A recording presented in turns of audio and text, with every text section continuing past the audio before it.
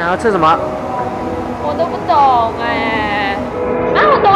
什么？不如我们去 spaghetti 要吗 ？spaghetti 啊？好。哎，那么你拍？吃那么肥的东西。哎，平时你不是吃菜的呗？来讲一下，跟你的观众讲一下。我还是很喜欢吃菜的。然后就是因为你哦很喜欢吃肉，所以我就带你来吃咯，你明白吗？你屁啊！不要怪我，不要怪我。好了。我不要跟你讲了，我要吃，不要拍啦，不要拍。啊！我吃完了。不要了，饱。你这是菜，现在吃肉哎 ，My God， 我有罪恶感，怎么办？你又不是每天吃。但是我还是有罪恶感的 ，Oh my God。然后什么？我想到我要煮什么了。什么？煮猪肉啊，来。猪肉。你的屁股啊，才不是。什么？我知道煮什么了，当然是健康的喽，哈哈。什么东西？我到时煮了才告訴你咯。想來聽一聽？不要拍了啦！好啦，我開估啦，就係蒜香意大利麵。今日準備嘅材料有一杯巴西葉，然之後再準備一杯芝麻菜，佢嘅營養價值非常高啊！1/4杯嘅滋陰又養顏嘅杏仁。為咗健康，今次我會採用牛油果，並非奶油。如果好怕蒜頭味嘅人，可以選擇1粒蒜頭就夠㗎啦。今日最重要嘅主角就係意粉啦，而我採用嘅呢就係 Angel Hair。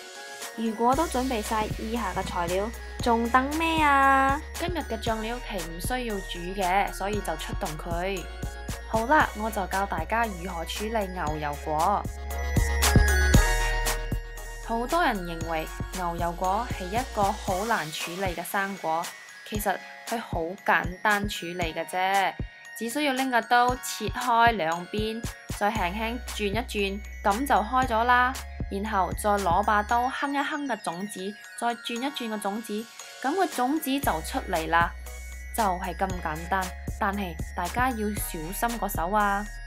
之後要咁切先可以容易咁挖啲牛油果肉出嚟㗎。好啦，而家準備一個匙羹，挖啲牛油果出嚟。你哋睇下幾咁容易挖。如果頭先冇切開嘅話，真係好難挖㗎。處理完嘅牛油果係時候將啲芝麻菜放入打果機裏邊，再放入啲巴西葉，加入2粒蒜頭。最後再放入香香嘅杏仁，係時候將佢哋打成醬啦。為咗食起上嚟更加好味嘅話，就要加1/4茶匙嘅鹽啊！再加入少許嘅黑胡椒，咁先可以帶啲味出嚟噶嘛。但係又唔可以太多噶。係時候煮啲意粉啦，煲滾一煲滾水，然後再放啲鹽落去。然後再放入我啲 Angel Hair，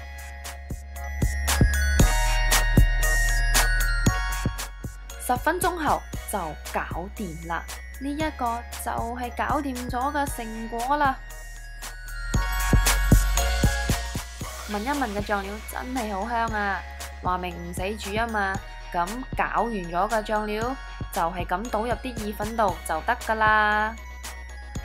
之後再撈勻啲醬，咁先好食噶嘛。想個麵更濃郁嘅話，可以加入 Parmesan cheese 噶。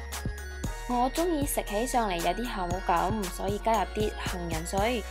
都完成啦，呢一個就係個成果啦。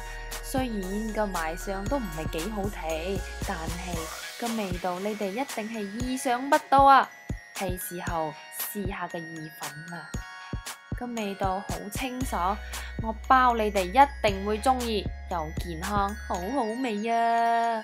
我希望你哋中意啦，下一集再見啦，拜拜。